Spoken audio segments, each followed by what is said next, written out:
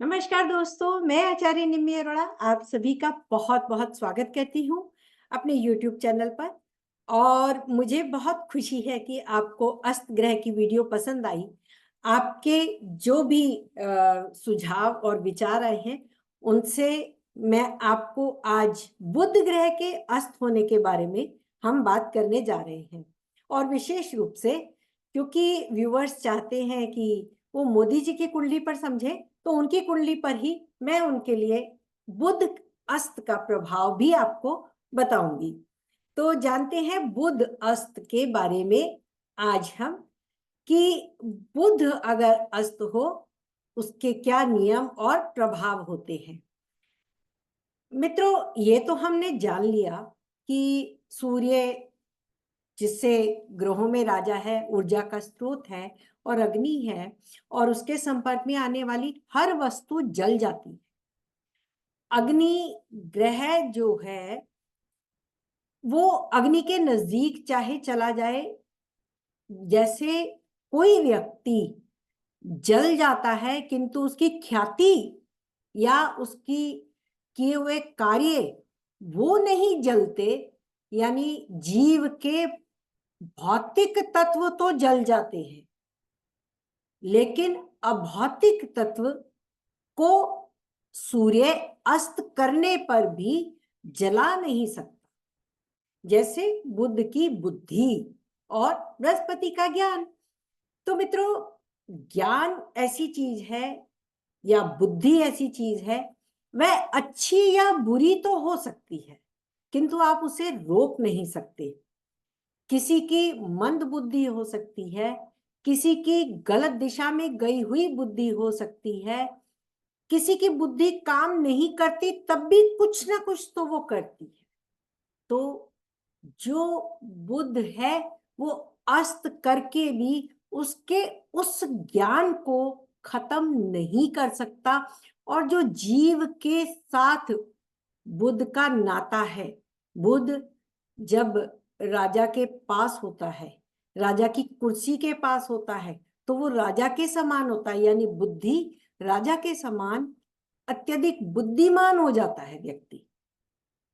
क्योंकि सूर्य की रोशनी आगे है, बुद्धि पीछे है अगर, तो वो अस्त हो रही है, किसी को दिखाई नहीं दे रही है। उससे क्या होगा, जिस राशि में जिस भाव में आप बैठे हैं उसके कारकत्व अनुसार, क्योंकि बुध रिश्तों से जोड़ता है, तो वह आपका बुद्धि का क्रेडिट वो रिश्ता ले जाएगा।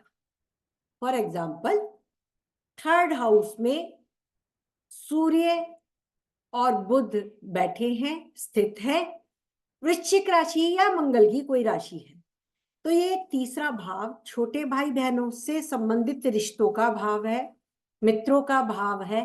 तो आपके जो रिश्ते हैं जीव तत्व में, आपकी बुद्धि का क्रेडिट वो ले जाएंगे, यानी ये उनको क्रेडिट चला जाएगा कि इसकी बुद्धि खुद नहीं करती है, ये इसके पीछे करवाने वाले मित्र हैं या छोटे भाई बहन हैं। तो बुद्धि प्रखर तो होती है लेकिन उसकी पहचान करने वाला कि ये इसकी बुद्धि नहीं हो सकती, किसी और की इस्तेमाल की हो सकती है, कई बार ऐसा भी होता है। बुध यहाँ बुद्धि जो है जीव तत्व से संबंधित मातुल संबंध भी देती है। इससे माता से संबंधित जो रिश्ते हैं, संबंध है, उनमें प्रगति नहीं होती या उनसे खुशियां प्राप्त नहीं होती।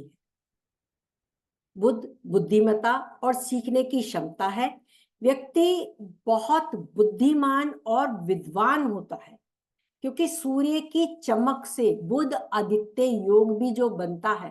हालांकि हम कहते हैं कि जब बुध अस्त हो तो बुध आदित्य योग जो है वो कैंसिल हो जाता है, और जो अस्त ग्रह है उसके कार्य भी सूर्य को करने पड़ते हैं क्योंकि वो राजा की कुर्सी के अगर पीछे है तो वो राजा का नाम लेके काम करता है, वो किसी ना किसी का पहचान बताकर अपनी बुद्धि को साबित करता है। जैसे किसी को कोई काम कराना हो तो वो अपने से किसी बड़े मित्र या किसी राजनीतिक पर्सन या किसी हाई लेवल जिसको वो जानता है, जिसके जानने से उसका काम जिसका नाम लेने से हो जाए, तो बुद्ध ऐसी बुद्धि इस्तेमाल करता है कि मैं उस व्यक्ति का नाम लूं और मेरा काम हो जाए। तो यहाँ बुद्ध चतुराई भी करता है, यानी सूर्य समान व्यक्ति का नाम लेकर अपना काम कर लेता है। अस्त ग्रह जीव के कारकत्व की हानि करता है, यानी बुध मातुल संबंधी जो देता है रिश्ता, उनकी हानि करता है। अगर वर्गों में भी अस्त हो तो जिस भाव में बैठा हो उस भाव से संबंधित रिश्तों को कष्ट देता है या उससे खुशियां प्राप्त नहीं होती हैं। वक्री ग्रह अस्त हो और सूर्य से दूर जा रहा हो तो वह अस्त नहीं माना जाता। ये हमने पिछली वीडियो में बात की थी। यह नियम बुध और शुक्र पर भी लागू होता है, किंतु यदि बहुत क्लोज डिग्री हो तो वो अस्त भी माने जाएंगे, क्योंकि हमारा एक नियम और भी है कि यदि ग्रह उस डिग्री के अंतराल में है, चाहे वो किसी भी राशि में बैठा हो, उसके दूसरे घर, पहले वाले घर में सूर्य से या उसके पीछे वाले घर में हो, लेकिन उसकी डिग्री की परिधि में है, तो वह अस्त माना जाता है। यदि सूर्य का राशि स्वामी अस्त हो तब सूर्य हानि देता है। हानि देता है यानी ये भी कह सकते हैं कि लाभ नहीं देता, उतना लाभ नहीं देता, या परेशानी भी देता है, क्योंकि हमने कुछ चार्ट्स देखे हैं जिनमें ये नियम लागू नहीं होता है। 6, 8, 12 के स्वामी जब अस्त होते हैं तो राजयोग बनाते हैं। इसके लिए आज हम मोदी जी की कुंडली का विश्लेषण करेंगे, विशेष रूप से क्योंकि उनकी कुंडली में बुध अस्त है, सूर्य की डिग्री के बहुत नजदीक है। बुध 1 डिग्री है और सूर्य उसके पीछे है। बुध 1 डिग्री में आगे है और वक्री भी है। वक्री ग्रह का नियम कि जब ग्रह वक्री हो वह अस्त नहीं होता, लेकिन बुध यहाँ पे अस्त होते हुए पीछे जाएगा, 0 डिग्री पर भी होगा और पूर्णतः अस्त होगा। अब यहाँ पर जो सबसे बड़ी चीज है बुध का वक्री होना।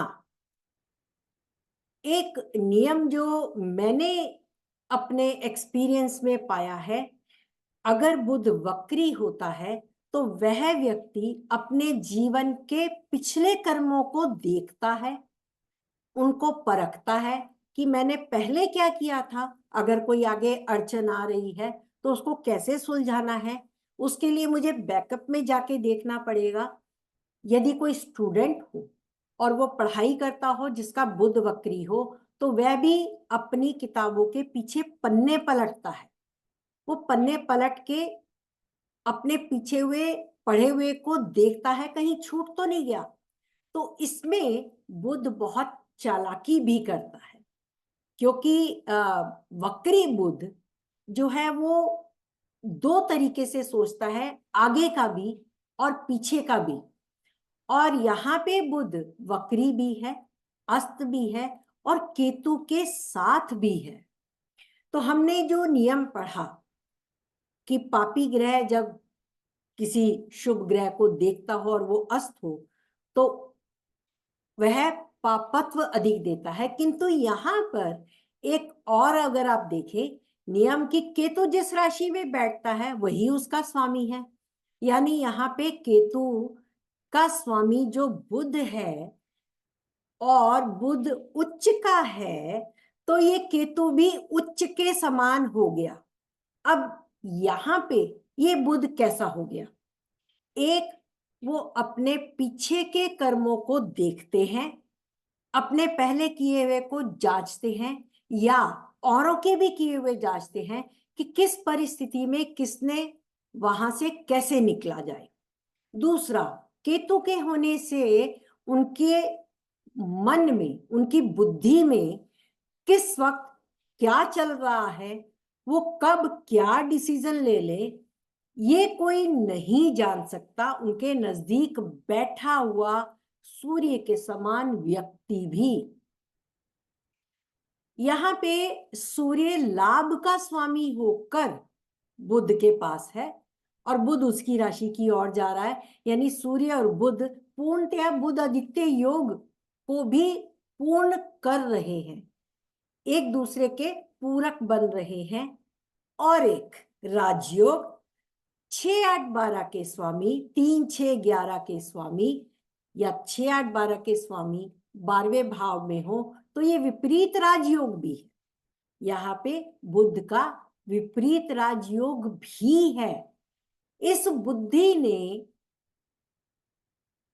आप देखेंगे, अचानक से क्या सोच के नोटबंदी कर दी, क्या सोच के धारा 370 लगा दी, यानी मन की बुद्धि जो है वो बहुत सोच समझ के निर्णय लेने वाली, और किसी को पता भी नहीं लगने दे कि मैं अगले ही पल क्या बोलना चाहता, ना फेस एक्सप्रेशन से, ना ही हाव भाव से, ना अपने कारक तत्व जो उनके कार्य करने के बुद्धि के, कब किसको क्या बोल जाए। विदेश नीति में भी कूटनीति ये केतु साथ निभा रहा है।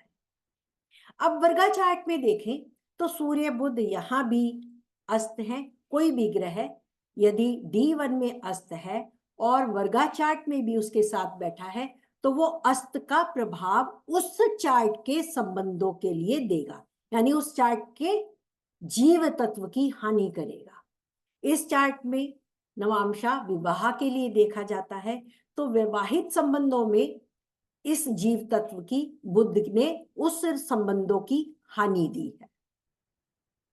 D12 में चतुर्थ भाव में सूर्य बुध उच्च के हैं।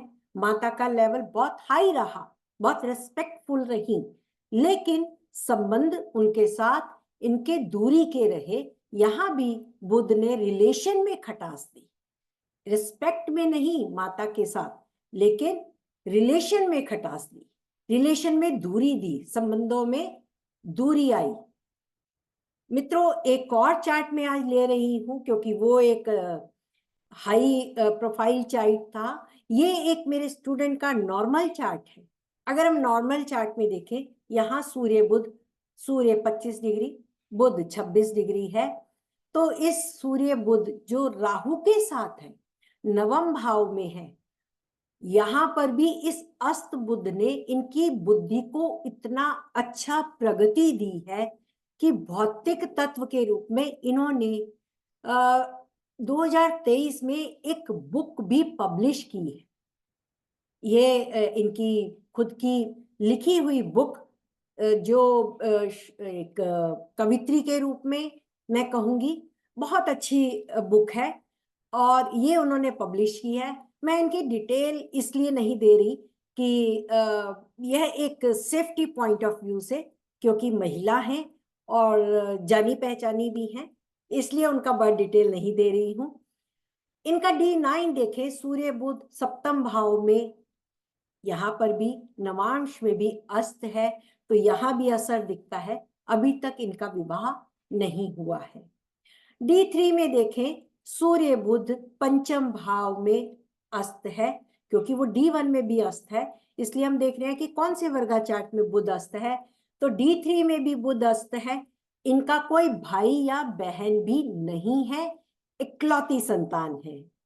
तो देखिए बुध आपके जीवन में कैसे कैसे अस्त के प्रभाव लाता है। यही बुध यदि किसी पाप ग्रह से दृष्ट हो या उसका स्वामी पापी ग्रह होकर अशुभ ग्रहों के साथ घिरा हो या नीच का हो, तो यह बुद्धि गलत दिशा की ओर ले जाती है। फिर यह बुद्धि आपको गलत कार्यों की तरफ ले जाती है, और जो उल्टे सीधे काम है, जुआ सट्टा या जो भी आप कह सकते हैं, चोरी चकारी की बुद्धि, ऐसी बुद्धि आपको वक्री बुध अस्त हो, अशुभ से दृष्ट हो और जिस राशि में बैठा हो उसका स्वामी भी अशुभ ग्रह होकर नीच का हो या दिग्बल में 0 हो या पापी ग्रहों से वह भी दृष्ट हो, तो आपको यह बुध खराब फल देगा। आशा करती हूँ आपको ये वीडियो भी पसंद आएगा। आप सभी के प्यार का बहुत बहुत शुक्रिया। यदि आपको कंसल्टेंसी चाहिए हो तो आप मुझे 9810413384 पर मैसेज करें। और हमारे D20 का वेबिनार जो रीशेड्यूल हो गया है, अब मार्च में होगा, श्री वीपी गोयल जी उसे पढ़ाएंगे, तो आप उसमें भी हमारे साथ जुड़ सकते हैं। लाइव क्लास के लिए सर के साथ जुड़े। आप सभी का बहुत बहुत शुक्रिया and thank you so much. अपना प्यार बनाए रखें। जय माता दी।